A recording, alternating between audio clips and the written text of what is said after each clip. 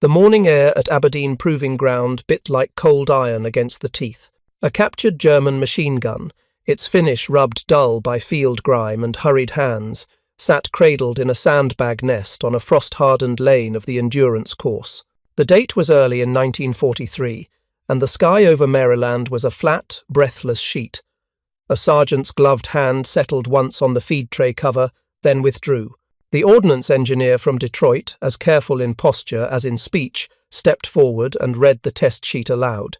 The weapon's designation, the peculiar roller-locked bolt, the expected cyclic rate that would make even practiced gunners flinch.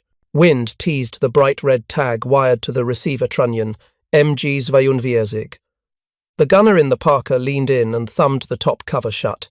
The first burst tore the air to ribbons, no single shots, only a ragged fabric of sound that felt as if it came not from one barrel, but from the ground itself.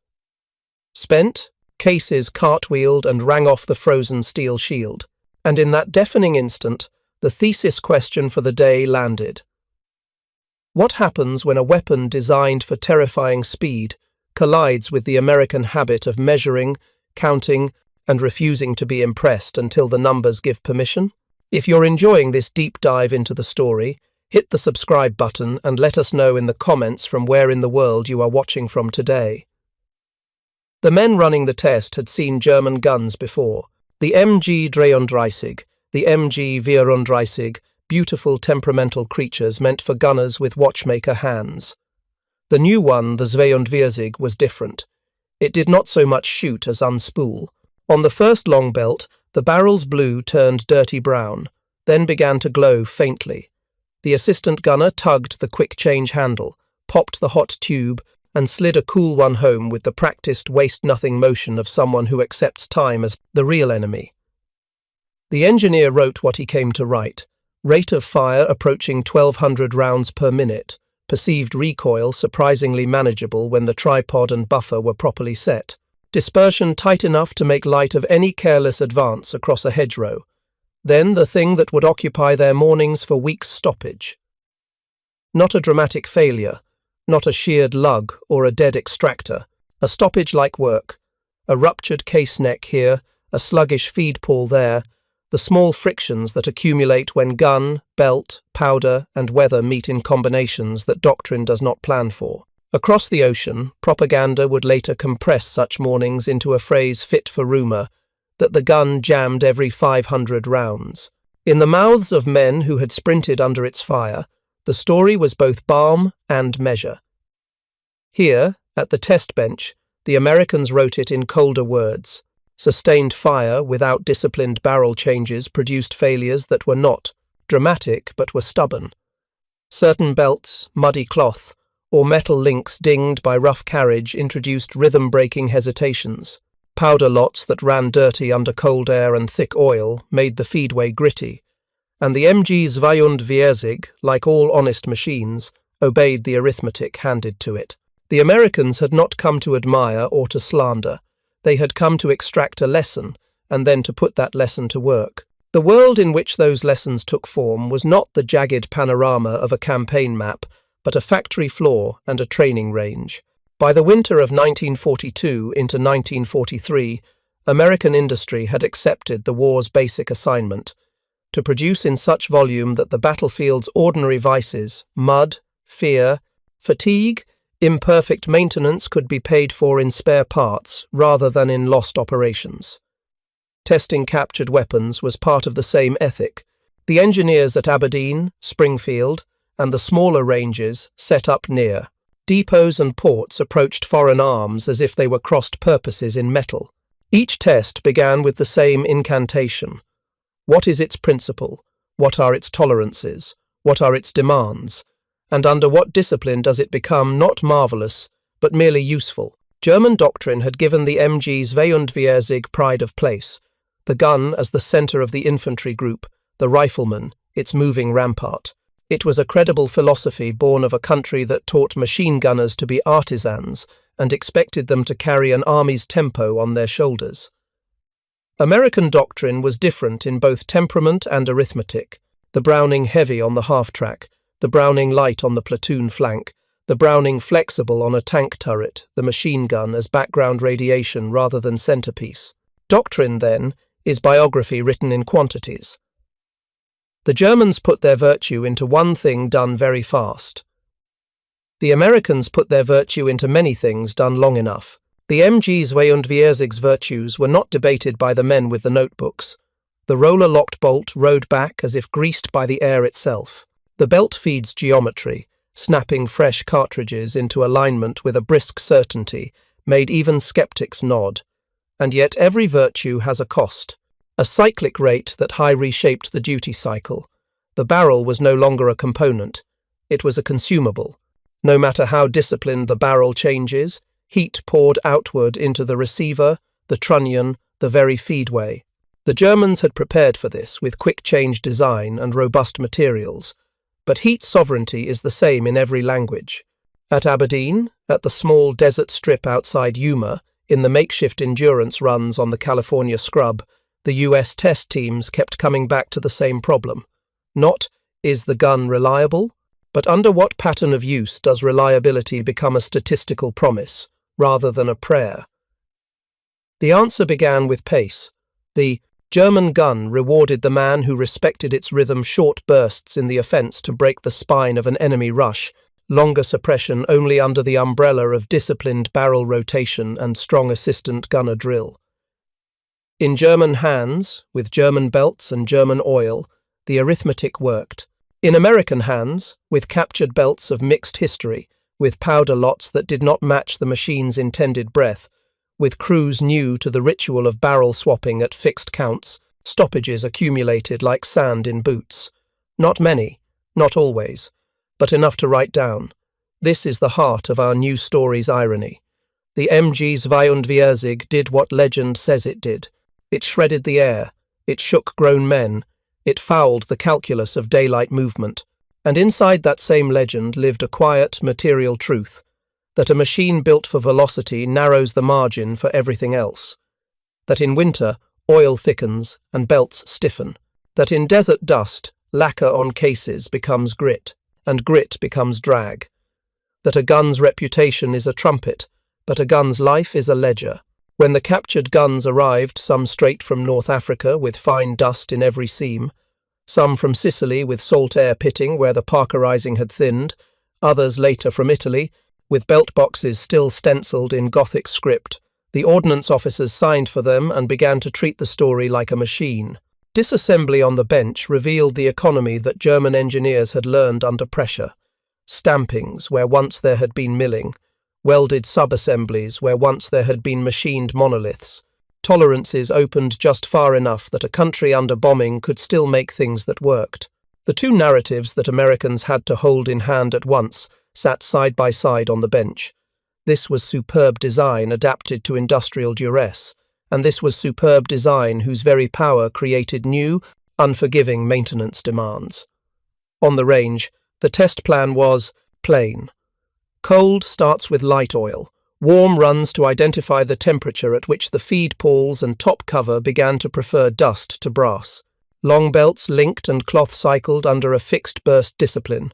3 seconds on, 5 seconds off, 5 seconds on, 10 seconds off, and then the endurance profile simulating the defense of a crossroads where doctrine and fear never quite match. Each stoppage earned a number and a note. Ruptured case neck at the 230th round of a fresh barrel under the long burst regimen. Feed hesitation in the top cover when a dented link advanced under the pawl. A double feed when a cold stiffened belt jumped its rhythm just enough to make the geometry lie. None of this made for posters, but it made for doctrine. The ordnance branch lived by 2 lodestars, to know what the enemy could do and to know what could be learned from it. The MG42's roller system informed conversations that would, years later, make their way into new American designs. The quick-change barrel reinforced a rule that American heavy weapons instructors would teach with humor so as not to preach. When heat becomes your enemy, time is your ammunition. But the immediate lesson, the Aberdeen lesson, was more modest and more exacting. The gun was reliable in its own language, but its language was speed and ritual.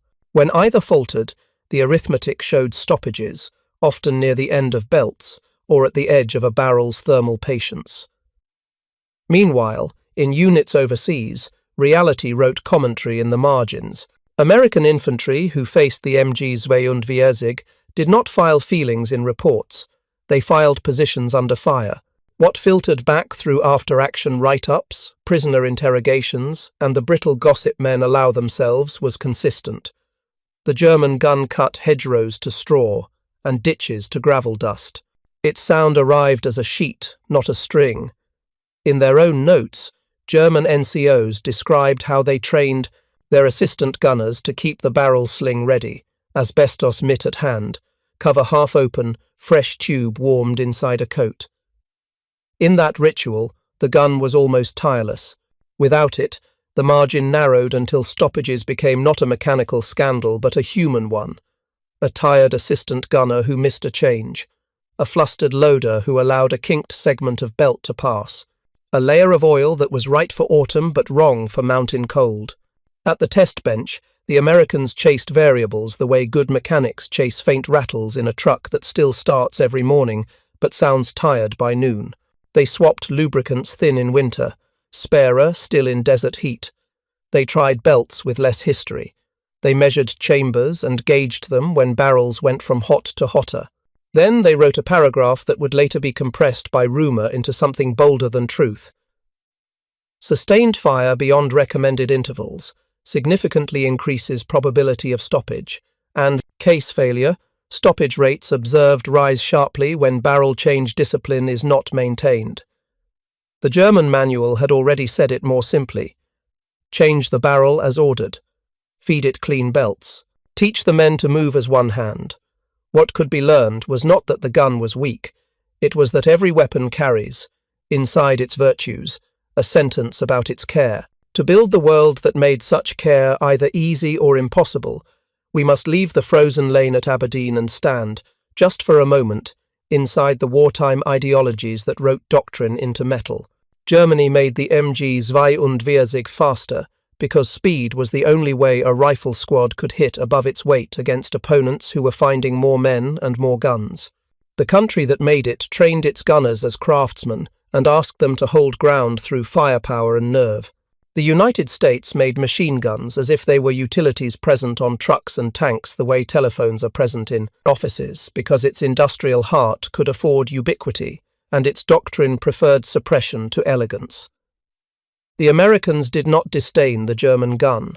They feared it when it faced them and respected it when it sat on their bench. But they refused to mistake awe for conclusion. They wrote conclusions in duty cycles and stoppage rates, and then they taught their own men to live by numbers that would carry them through. Now comes the collision with reality that our story must earn.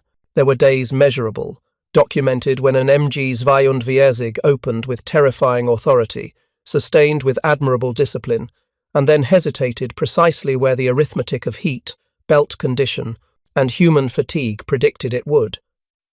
Not at a mystical every 500 rounds, not as a constant, rather as a probability that rose and fell with how a gun was fed and cooled and held. American testers, conditioned by a culture that asked numbers to defend every assertion, were allergic to blanket claims. Yet even they allowed themselves a phrase that would later harden into legend. During prolonged firing, stoppages increased at roughly the span of a long belt's worth of heat, a drum's worth of fatigue, a minute's worth of fear. That is not a defect. That is a truth about sustained automatic fire. There is another truth we owe the audience, because this channel's compact with them is honesty without romance. The MG42, in the hands of trained crews with proper belts and disciplined barrel rotation, was among the most reliable and devastating infantry weapons of its age. It punished sloppy approach and rewarded hawk-eyed assistant gunners who lived with both hands inside the gun's ritual. Its reputation as a jammer cannot stand without asterisks as large as doctrine itself. At the same time, the American test community was right to observe that a weapon optimized so hard for speed narrows tolerances elsewhere. In belt quality, lubricant choice, and crew drill. In field conditions where belts come from the mud, oil comes from a quartermaster vanishing over a ridge, and the assistant gunner is 19 and exhausted, those narrowed tolerances show themselves as stoppages that feel especially to the man behind the buttstock like betrayal. Hold both truths. Refuse to make them simpler than they are. On paper, the MG42's numbers sing. Cyclic rate often above 1,200 rounds per minute. A quick-change barrel system so intuitive that even a fatigued crew could perform it by muscle memory. A feed mechanism whose pawls seem to keep time with the bolt in a clockmaker's dance. On the bench, the ordnance men wrote numbers with the same cool gravity. Barrel change intervals in short, precise fractions of minutes under long burst use. Measurable increases in stoppage probabilities when belts were stiff with cold or dirty with dust. Statistical differences between cloth and metal belts in particular weather bands. None of it is glamorous. All of it is the truth inside which men live or die. The men who wrote those truths came from a country that made the M2 heavy machine gun and lived with its own arithmetic. Slower cyclic rate, greater mass, less drama, more endurance. In American convoys, the big Brownings ate and did not care what the weather thought. In German squads, the MG42 cracked and crackled, as if time itself had become shrapnel. Each weapon grew in the soil that made it. The Americans fed the MG42 at Aberdeen the way a farmer tests weather, not with curses or prayers, but with notes. And those notes became a whisper carried forward to units. If you capture one, respect its pace. If you fight against one, respect its curtain of fire. And if rumor says it jams every 500 rounds, ask the only question that ever saves a soldier's life: under what conditions? Practical detail mattered to the testers because practical detail saves time. They measured how long a competent crew took to pop a hot tube and seat a cool one, and they folded that time into the acceptable burst profile for a strong-point defense. They measured the difference between belts carried under a man's coat and belts carried unprotected in sleet, and they folded that into expected stoppage rates for a hasty defense versus a prepared position. They wrote down the specific failure modes most likely to appear under each pattern: feed hesitation from cold stiffened links, case separation when a fouled chamber met a burst too long for a leave it overnight oil film, the top cover pawls losing snap when a tiny wedge of grit rode them through the stroke. There were also the humane, unglamorous lessons. It is one thing to instruct a 19-year-old to count bursts like a metronome. It is another to do it while the world hammers your hearing to chalk dust. So the instructors added tactile cues. One could feel the rhythm in the return spring's breath against the stock. One could smell the barrel's threshold changing from hot iron to cooked oil. One could discipline oneself to treat the quick-change handle as a living thing, not a ritual reserved for later. These were not lectures. They were a craft taught to survival. The Germans had their own craft, and their doctrine dignified it. Assistant gunners did not serve the gunner. Together they served the pace. Spare barrels were not backup. They were the other half of the same barrel's life. Belts were not simply ammunition. They were moving parts of the gun, with their own duty cycle and their own need for care. When American testers wrote their reports, they did so without contempt, because they recognized the nobility of an army that built an art around what it had to do. And still, the Americans would not be done until they returned the conversation to arithmetic. In the aggregate, across many tests, the probability of stoppage climbed when sustained rates mimicked the beautiful violent soldiers remember and historians replay. Not always, not by clock, but enough that any honest manual would warn the man behind the trigger respect the count, change the tube, break the long belt into shorter truths. When you build a story worthy of an audience that no longer forgives guesswork, you must end a first movement where the dataset changes the stakes. In our case, the dataset is not a table. It is the lived recognition that the MG42 sits exactly where legend and ledgers meet. It was not a clumsy contraption that jammed predictably. It was not a divine instrument that punished the unworthy when it paused. It was a sophisticated tool that asked for a strict ritual, and a ritual that could be broken by weather, fatigue, muddy belts, oil too heavy for the hour, or a commander who demanded the theatre of continuous fire when the math begged for breath. In the next movement of this story, we will bring the collision to a single day and a single field position, a farmhouse defence ringed with slit trenches and a tripod sunk to the legs in thawing earth, where a German crew executed their ritual almost perfectly and yet watched the probability curve they could feel in their hands rise toward a stoppage they tried to outrun. We will place an American patrol in the same hour with a heavy Browning that did not punish their lack of elegance, only asked to be fed. We will narrate in plain detail which facts mattered and why, and we will attach every sentence to a piece of material reality: the weight of a hot barrel in a mitten, the taste of powder ash in a scarf, the step it takes to seat a fresh belt, while someone else's life depends on how quickly your thumb finds the pawl. Before we go there, we close this opening movement with a clear, honest summation of the question that brought the Americans to their benches. Did the MG42 jam every 500 rounds? No, machines do not. Obey legends.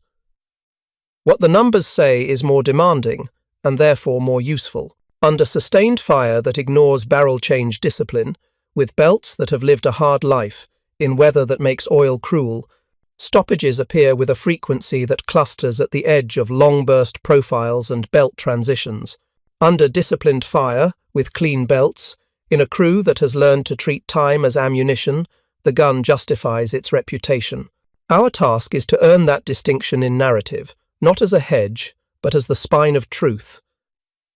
That is what makes this a war story rather than a campfire tale. That is what makes it worth the audience's time. Dawn did not so much break as soak through the frost.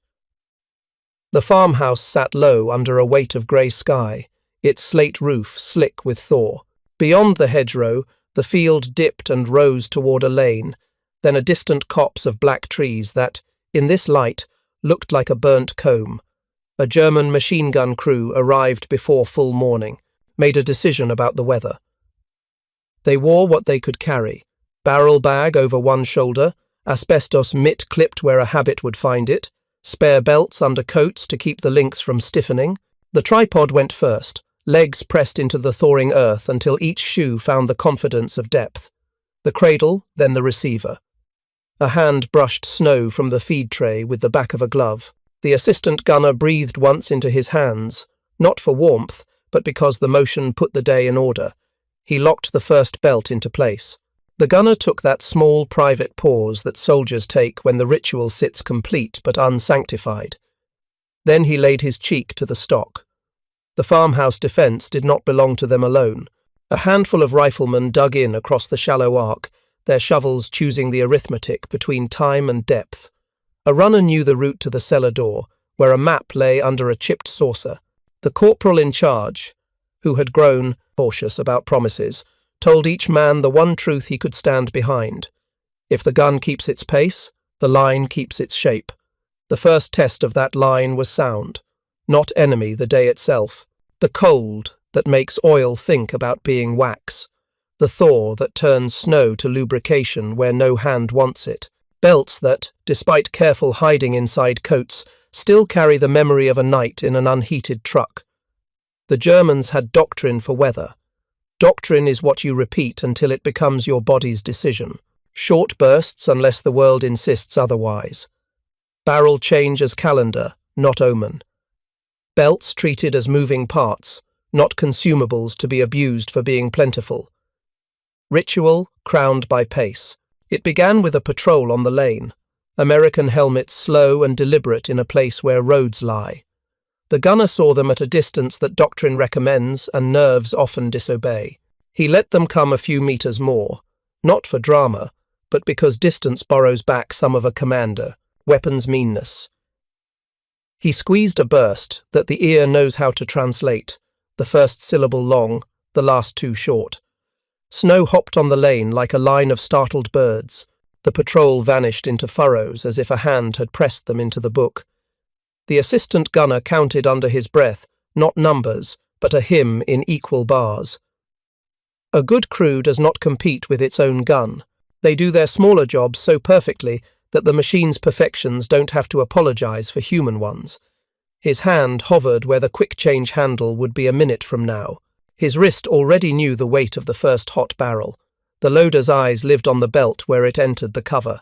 The corporals in books always look toward the horizon. The corporals in the world watch the feedway. On the American side, the answer was not clever, and that is why it worked. A turret-top heavy machine gun, the sort a hand finds without looking, slewed toward the hedgerow and began to write its own text across the farmhouse front. The big gun's voice did not try to match the German.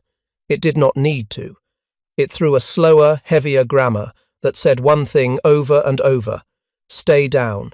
Near the rear of the column, a half-track's twin-arm mount joined in, and the air filled with relationships rather than with duels. A column under fire does not ask its gunners to be artists. It asks for lines of suppression that make every German rifle feel lonely and mispositioned. The German crew maintained the rhythm that keeps a legend honest. Burst, breath, check, burst, breath, check. At 30 seconds after the first shot, a real half-minute measured by a man's counting, not by the memory of a firefight they were already living inside the math. Heat was a number you could feel with a bare palm held near steel, then snatched back. The gun ran like a fast horse that did not mind how clumsy the rider felt. The assistant gunner touched the barrel handle, the way a careful driver touches a handbrake before a descent. The loader's thumb reminded the top cover pawl where home is. A bullet, almost incidental, took a bite out of the tripod's forward shoe and changed the angle no more than a breath would. The gunner corrected with a hip and a heel. The burst walked a furrow and sent up a cutting of wet dirt. Across the lane, an American sergeant who had planned, just now, to send 2 men wide, changed his mind and sent none. The German crew did not see the decision, but this is how guns that work bend the day. They do not move flags on maps. They move intentions in the minds of tired men. When the tube's life approached the interval that doctrine names and hands remember, the assistant gunner did not audition hesitation. He snapped the cover, clapped the mitt, turned and drew the hot barrel with the practiced ugliness of a motion that saves skin by letting cloth sizzle. The loader held the receiver's breath open with one hand and gave the new tube at its path with the other. The gunner rode his own impatience like a horse that wants to bite. The fresh barrel slid and locked. The mitt smoked on snow. The first burst after a change is the most expensive moment in a gun crew's day, because it contains hope and the record of whether you have lied to yourself about your pace. It fired clean. That too becomes a sentence about the hour. In the farmhouse cellar, the chipped saucer still covered the map. The runner lifted it, read the pale pencil, then listened for changes in the gun's tone. Tone is the secret language of a position. A gun at appetite, a gun at work, a gun at argument, a gun at apology. He heard work. He did not hear apology. On the lane, the American column's geometry changed the way a man changes a shirt, quickly but with the memory of cold at his back. The lead tank's commander, who had learned to trust the annoying persistence of his turret-top heavy machine gun, raised his body in a way that the day omitted and began to rake the farmhouse front at the places where windows had learned to be gun ports in other wars. The half-track slewed right to throw intersecting fire. A rifleman with a radio asked for what he always asked for when a day turned louder than his vocabulary. He asked for smoke. When smoke delivers kindness, it is because men placed the ammunition where men could find it. The German crew worked within their ritual and slightly faster than their fear wanted. The assistant gunner put his hand to the mitt early, not because the tube had demanded it, but because his mouth had decided it would prefer not to taste cooked oil again this hour. The loader felt, not saw, the first small change in the belt's behaviour that tells a man it has grown stiff in Weather's hands. He tapped the link where it entered, a kindness and a warning. The gun gave a single, odd syllable in the next burst, not a stoppage, but the sort of stumble that does not ask permission to become one, later. That stumble is where a day's legend is written honestly. A lieutenant, young but not new, moved along the rifle pits with a tone that did not need to be commanding to be obeyed. He made his men smaller with a gesture that kept a head below the line where bullets think in straight geometry. He put a hand on the loader's shoulder and found it slick with thaw. He did not talk to the gunner. The gunner's world was the sight, the sway, the breath, the count. He eyed the barrel mitt and made an adult decision to waste a few seconds early rather than spend them dear later. The change was clean. It was also a tax. Every barrel change in a heavy hour is a small referendum on timing, and timing is a currency that men spend even while telling themselves they are saving. The Americans used the breath to steal meters. A squad slid along a shallow irrigation cut that, last summer, had known only water. Now it carried bodies, breath, and a sergeant's 3-word sentences. A. Tank's main gun spoke once, not to kill, but to shear a corner from the farmhouse where angle had become arrogance. The machine gun crew worked again. It is not drama when a team performs its craft. It is not even a story. It is a handful of motions that compose a language. The gunner translated his corporal's short gestures into slight shifts of traverse and elevation. The assistant gunner executed barrel discipline as if he were checking a clock whose hands run fast. The loader fed the gun, and the gun accepted the offering with that lovely and dangerous smoothness that convinces men to ask more than the numbers allow. Somewhere between one belt and the next, between one tube and the next, the gun gave the sound that mechanics call a question, a fraction's hesitation at top cover, the pawl, a hair slow to drop, the cartridge, a breath late to lift. It is the sort of question that, in a classroom, earns a lecture about tolerances and oils. In a trench, it earns the loader's thumb and a prayer that uses no name at all. And then it happened. Not the storybook failure, not a dramatic final silence, a stoppage that was work. The belt rode too stiff for the pawl to find its cadence. The loader's hand knew it as soon as the pawl did. The gunner, who could feel the return spring's grammar through his cheek, felt the sentence break. The assistant gunner's hand had already gone to the top cover before the gun's last syllable died. It was a clean drill because clean drills take messy days and make them survivable. Top cover up, belt straightened, a link discarded with the ruthlessness that experience earns. Cover down. The gun's next word arrived in time to make an American sergeant change his mind again about the angle he liked. This is how the legend of every 500 rounds gets born honestly and then grows an unhelpful beard. A stoppage is not a prophecy.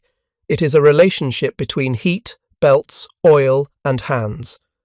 When men, under sustained fear, ask a fast machine to be a long one, the relationship speaks up. In that farmhouse field, the crew did everything right, and the gun still demanded a second's work at exactly the moment when the Americans were greedy for a second. Over the lane, smoke began to act like weather.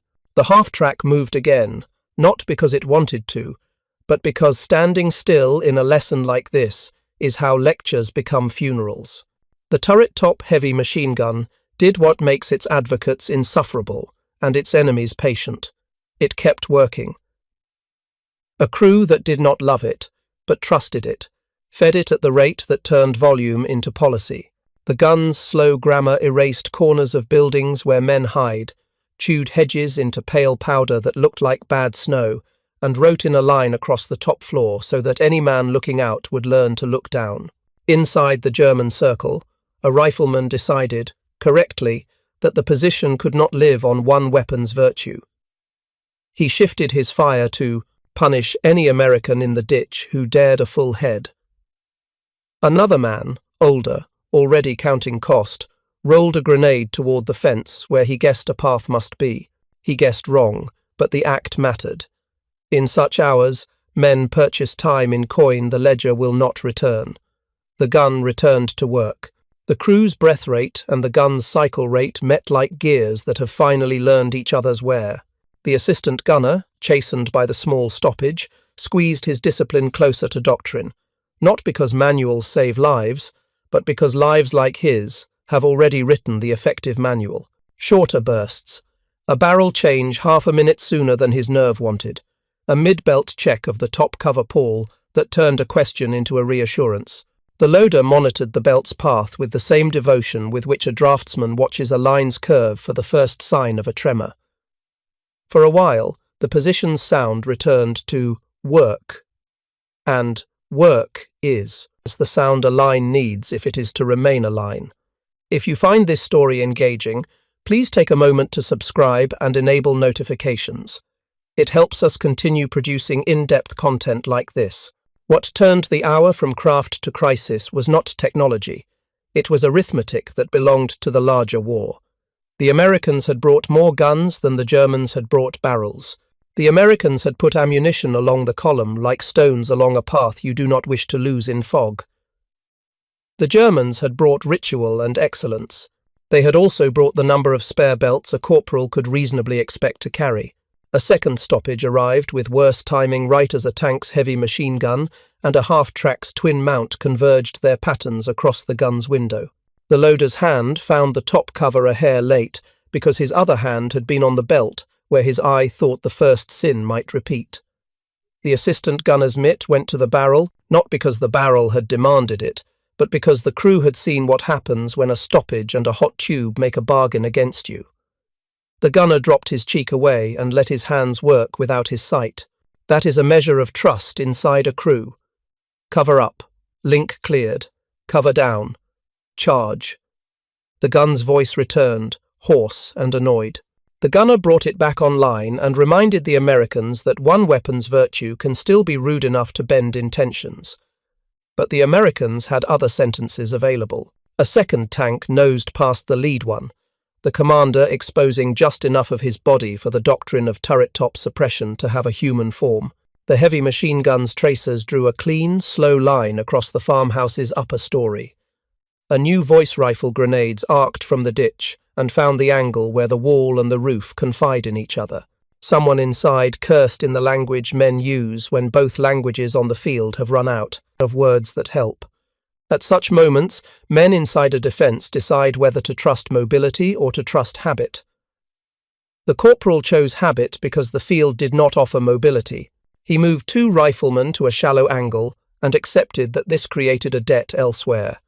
He shouted to the runner to tell the seller that now would be today for the last time. The runner, who had been waiting for an order that sounded like this one, went to the steps, put his hand on the saucer, and took the map, because sometimes a soldier needs to rescue one paper from a day so that the day does not feel entirely wasted. The machine gun crew prepared for one more rhythm. Doctrine names it, but the body already knows it. It is the rhythm of withdrawal that pretends to be composure. Intervals shortened. Barrel change planned 1 cycle ahead, belts checked by touch rather than by eye. The loader pressed the belt into the feedway the way a man steadies a friend who has had too much of a hard winter. The gunner lowered his head and made a life out of sight picture, breath, and the count that had felt, earlier, like a song and now felt like a counting. They sustained. It is not a glamour verb. It is the verb that pulls hours through. On the lane, the Americans did something that doctrine allows when it has superiority to spend. They decided not to be elegant. The half-track traversed and swept again. The 2 heavy machine guns coordinated without speech because their arcs and their doings told each other enough.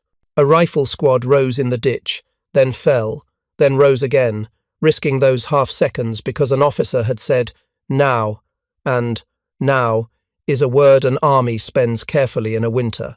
The most honest moment in the day came when the German gun hesitated for the 3rd time, not because of sin or stupidity, but because the arithmetic of sustained speed had narrowed all margins to the point where a single stiff link could sit in the machine's throat like a swallowed seed. The loader's hand did its work. The assistant gunner's mitt did its work. The gunner kept his face where a story like this always takes place. The gun spoke again. But inside the crew's bodies, something had shifted. Confidence is not bravado. It is a set of reflexes that arrive without argument. When reflex turns into calculation into relief, you learn something about how close you are to the curve that everything in your position rests upon. The corporal knew it. He sent the first order whose tone allows the field to change shape without turning whim into panic. One by one, Not the gun first, not the gun last, one by one, taking the position with them as if it were a long rope that did not like knots. A rifleman went. Another replaced his sound with a new one further back. The runner disappeared and reappeared because that is the runner's art. The machine gun crew prepared to keep the gun for one more minute than the minute they owed. They did. The gun gave them that minute. The loader's hand did not miss the top cover this time. The assistant gunner did not find himself with the mitt in his hand and nowhere to put it. The gunner managed a last long burst that pleased no one, but did the work of cutting a neat, discouraging line across the American mine's most recent intention. Then the crew moved with that strange combination of speed and neatness that only men who have rehearsed their own retreat can achieve. The tripod came up with a sound that insulted the earth. The barrel went into the bag with a kiss that kinder hours would forbid. The receiver moved like a sleeping child in strong hands. They went, not faster than their fear wanted, exactly as fast as their craft allowed. The Americans did not chase stupidly. Doctrine does not make men brave. It makes them braver than their fear when fear would waste them. They advanced by fire, and then by legs, and their heavy machine guns wrote the plain text that fills this channel's stories because it filled the war itself. Sustained, reliable suppression that changes the geometry of other men's choices. What remains at a position like that after both parties have performed their craft is not rubble alone. It is evidence. The hot barrels cooling in a bag that smells like cooked oil and canvas. The belt with a kink 2 meters from the place where the day tried to break it. A tripod shoe with a bite taken out of it that forced a man to change his heel. A mitt with a new scar. A cellar with a map missing and a saucer still performing the only duty it had in the war, which was to pretend to keep something safe. When testers at a proving ground far away read such evidence, they do not write poetry. They write notes that change training. They write, in that dry voice that this audience trusts because it trusts the truth more than the number of adjectives, that a weapon optimized for speed narrows tolerances elsewhere, and that crews must widen those tolerances by ritual. They do not say, a gun jams every 500 rounds. They say what the crew already knows in their hands, under sustained fire in winter with belts that have seen a night in a truck. Stoppage probability rises, after the intervals that have names in doctrine but have smells and temperatures in a pit. They say, teach your loaders to watch the belt the way a radio man watches the sky. They say, change barrels by the minute, not by the legend. They say, a gun that is terrifying at speed must be made honest by pace if it is to be terrifying for long. On the American side, the ledger from the lane is equally ungilded. The heavy machine guns were there because trucks and tanks make room for what keeps men alive. They were fed because a staff sergeant with a pencil had been allowed to be greedy days before, when the pencil was the most dangerous weapon in the battalion. They worked because their design allowed ritual to be less strict without being sloppy. Men are grateful for such designs, not because they save them from craft, but because they let them practice other crafts' movement, communication, coordination, without fearing that one small kink in a belt will take a whole hour away. The farmhouse action teaches an honest turning point. It is not a banner moment. It is the quiet conviction on both sides that follows the test of sustained fire. The German crew has learned again that their ritual keeps them alive until the arithmetic grows cruel. The Americans have learned again that reliability turns intent into policy under pressure. On another day, in another field, the names would reverse in a dozen ways. A different slope, a different wind, a different decision about when to sprint across the space where a ditch lies between how it looks and what it is. But the arithmetic would rhyme. The aftermath does not give speeches, it gives orders. The German corporal, whose men had done everything a book could ask and several things a book cannot, wrote a line in his head about belts that had stiffened under a night spent inside a truck instead of a coat. He wrote a line about changing a tube 30 seconds before and 30 seconds after the perfect moment, and what each purchase buys. He wrote nothing about legends. He will tell a young soldier later that the gun did its work, and will invite him to listen for the moment when a Paul's music turns from song to question. The American lieutenant, who had watched a farmhouse teach him the same lesson his training promised, wrote an order to replenish ammunition to the point of irritation. He allowed himself the pettiness that keeps men alive, that the next convoy will disgorge more belts than men would call reasonable. He did not lecture his heavy gun crews for the inevitable moments when fire went wild. He did not praise them for restraint when restraint would have bought the enemy's breath. He told them, briefly and privately, that the guns had done on this day exactly what they were built to do. Make other men's intentions smaller. The larger war moved on. It always does. The gun crews, both sides, went with it. The proving ground sent out new sheets that sounded, to men at the front, like old truths written on fresh paper. Keep belts warm and straight, oil thin in winter, watch the top cover the way you watch the weather's first sign of change. The rumours moved on too, because rumours are soldiers' way of paying themselves a little comfort tax. Somewhere, a man repeated that the German gun jammed every 500 rounds, and someone else, who had been at a gun when time slowed into the sort of arithmetic you can feel in the skin on your wrist, did not bother to correct him. There is mercy in leaving some legends unargued. The truth does not need mercy. It needs a ledger that anyone's hands can check. The ledger says that the MG42 is a weapon of great virtue that demands a ritual that not every hour allows. The ledger says that the American heavy machine gun is a weapon of sufficient virtue that forgives lapses without turning forgiveness into laziness. The ledger says that men with both kinds of guns die and live in roughly the same posture, cheek to stock, breath at the balance point between hurry and discipline, hands unconsciously counting out a pace that both weapons understand better than the voices that celebrate them. This story has one part left to tell, and it belongs not to a single field or a single test line, but to the aftermath that outlives both. When the day's noise falls away, armies keep what they can carry forward. The Germans carried forward a lesson that would, in quieter decades, be placed into the bones of designs that valued maintainability as much as speed. The Americans carried forward a confirmation that reliability is not a moral virtue, but a military one, and that you arm a force not only with weapons, but with tolerances, mechanical, logistical, human that stay wide under stress. Say the word, and I'll finish the final movement.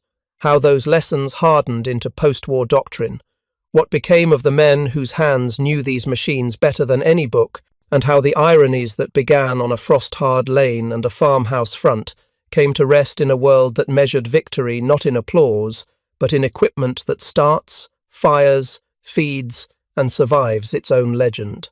The week after the farmhouse, the machine gun crew folded into the larger tide, the way small stories always rejoin the river. Trains carried the war's weight past stations where steam smelled like hot water and coal and exile. Trucks idled in muddy fields as quartermasters argued with numbers and winter. The gun rode where crews ride, receiver wrapped in a blanket that did nothing and did everything, barrel bag beneath the assistant gunner's boot heel, belts packed in waxed boxes whose corners tore fingers and chewed nails. Inside that motion, the lessons from the farmhouse did not turn into speeches. They became reflexes. At a rear area firing lane, some miles behind a front that shifted more in rumour than on maps, the crew practiced the one thing peacetime often steals: timing under fatigue. The loader closed his eyes and ran his thumb along a belt, counting links by touch and feeling for that single, treacherous bite where a dent makes an argument with the pawl. The assistant gunner rehearsed tube changes with the clumsiness of every layer he would wear at the line. The gunner practiced bursts not by seconds but by the sight's sway, because the body's metronome obeys breath more than clocks. Their corporal made them laugh on purpose, because laughter is a distractor that carries less guilt than terror. He interrupted them mid-drill and forced them to reassemble pace in the middle of a shout. He understood that discipline earned under annoyance survives better than discipline earned under fear. From the proving ground, a thin envelope arrived with a page the colour of a weak tea. Inside, the ordnance observations had been condensed to a language crews could use in rain. Intervals tightened for barrel changes under severe cold. Lubricant weights adjusted to favor movement over protection when temperatures fell beneath a number that the hand knows before the thermometer says it. Recommended belt storage amended to require coat carry for the next 5 nights. The paper was dull. Dull is how armies write kindness today that might save a life tomorrow. Far north, farther than any of these men would travel factory floors shook with the long vowels of machines. Stamping presses beat their percussion into steel that would become more MG42, more parts simplified because war had crushed delicacy into necessity. In Detroit and Buffalo and Hartford, American factories pressed their own rhythms into Browning receivers and heavy barrels, into stamped pintles and tripods and ammunition boxes, whose latches a 19-year-old could open in darkness with fair, numb hands. Somewhere in that continental racket, the war's most profound argument played out without any need for adjectives. Whether a weapon's excellence is what it does in a minute, or what it continues to do in an hour. At the front, Winter tried again to rewrite doctrine in frost. The machine gun crew spent a dawn holding a small rise that meant nothing to a map, but everything to the men who needed a line that morning. The gun ate belts that the loader had warmed under his coat, his stomach cold so that the links could be warm. When a stoppage arrived, it was not insult, it was a chore they already understood. Top cover up, link cleared, top cover down. The gun's voice resumed its work. The Americans, on their own line, spent a dusk methodically erasing a thorny crossroad with the slow, implacable grammar of their heavy machine guns and mortars. No one was brilliant. Everyone was stubborn. The day ended not with triumph, but with the reappearance of ordinary geometry ranges, arcs, and the places where men can stand up again. The war's endgame approached with the boredom of attrition and the cruelty of last-minute waste.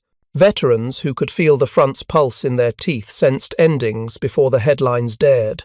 The machine gun crew learned to read that pulse in the shape of orders. Fewer counterattacks written in capital letters, more withdrawals disguised as adjustments, more supply trucks that promised what the roads would never deliver. They learned to treasure the hours when their ritual returned them not glory, but mere function. A gun that fired when the trigger asked for it. A tube that slid home and seated with the dignity of machined steel. A belt that entered without kink, the loader's thumb absent where it would otherwise be demanded. These were small victories, and they were the only kind the last months allowed. In these closing weeks, a truth sharpened in a way only late-war clarity can bring. The machine gun crew's excellence could not invert arithmetic. They could discipline a tube change into a movement so quick that time felt briefly forgiven. They could edit stoppages down to interruptions that embarrassed the enemy more than them. They could write a neat line across a field that convinced other men to choose a different one. But each act lived within a boundary that logistics and manufacturing had drawn months or years earlier, in places these men had never seen. The boundary fell one field farther back with each week. After the surrender, the gun returned to benches this time, under lights that hummed of cities without blackout curtains.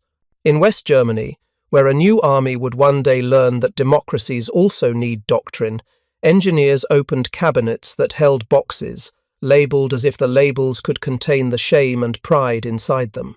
Manuals were read not as orders but as literature.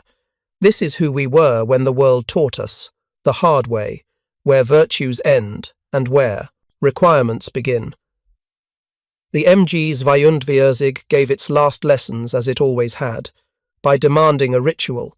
The men and women who would design future weapons took those demands and translated them into margins heat capacity that outlasted panic, feed paths that forgave a link with a scar, pawls whose springs allowed one dirty hour before an immaculate one. The new designs did not disown speed. They housed it in forgiveness. Across the ocean, American ordnance officers returned to laboratories with notebooks fattened by a war's worth of items that had tried to kill them. They did not gloat. They filed. They made doctrinal notes that hardened into training protocols. Barrels are consumables, but crew attention is rarer. Belts are ammunition, but also moving parts. Reliability is not an adjective you paste on a poster, but an accounting category you fund with mass, with quality control, with the luxury of shipping 2 of everything, because one will be lost in a river no one will write about. The big Browning stayed in service across decades because its design had been conservative, where war rewards conservatism, tolerances that prefer function to elegance, weights that resist heat as if heat were a third combatant, cycles that accept dirt the way a farmer accepts weather and keeps moving anyway. The post-war world, which likes neat categories almost as much as it likes illusions, attempted to summarize the contest with the easy phrase, speed versus endurance. That is not wrong. It is also not enough. What the farmhouse and the lane had taught what Aberdeen and Springfield had counted was subtler and more demanding. A weapon is not a number. It is a relationship between physics, manufacturing, logistics, training, and human attention. If any one of those variables collapses, the others become less virtuous and more expensive.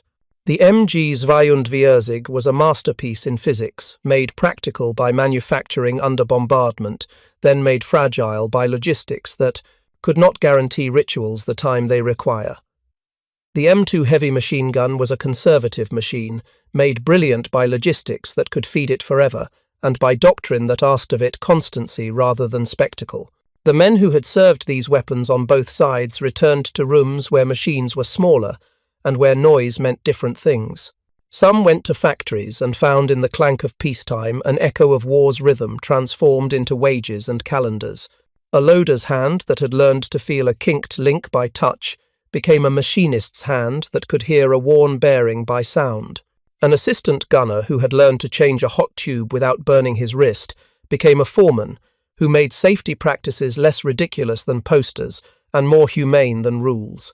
A gunner whose breath had once set the pace for a crew became a teacher who understood that timing is the soul of any craft. Whether the craft is lathe or classroom or a family that must find its own rhythm, after years the calendar will not repeat.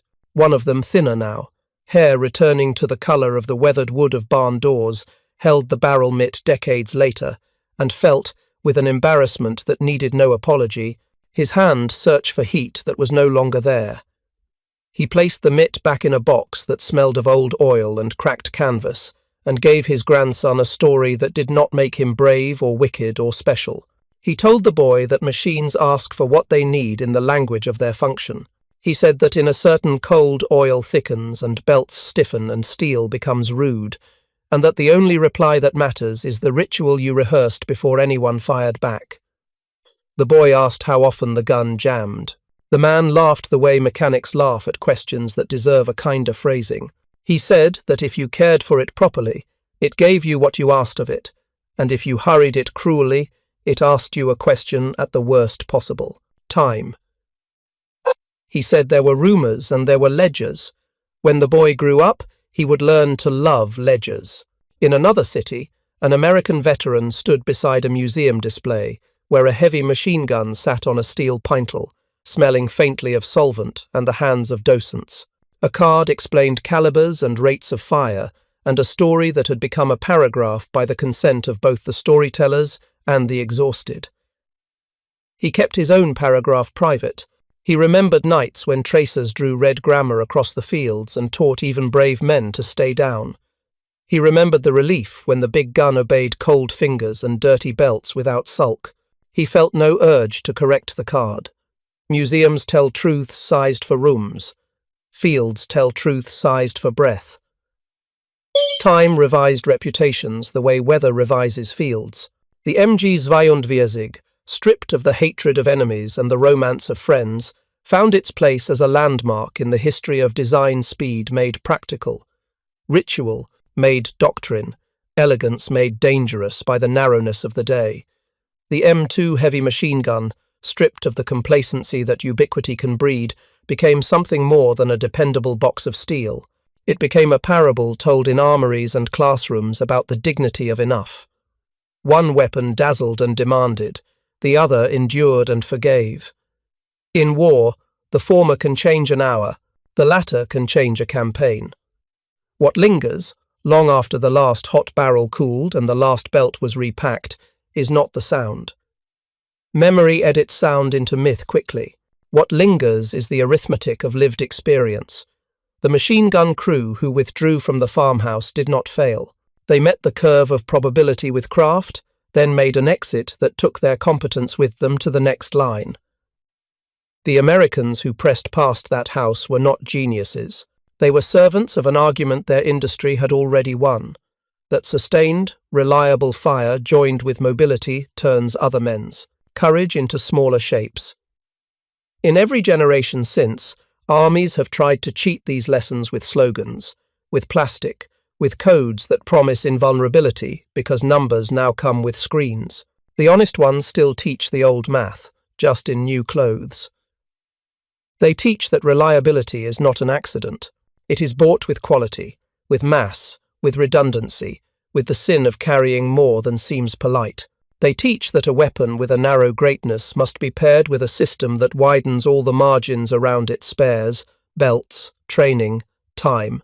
They teach that speed, spectacular and righteous in the mouth of a gun, belongs in a plan that accepts the human hand's need to rest, to wipe grit from a pawl, to change a tube 5 breaths earlier than pride wants.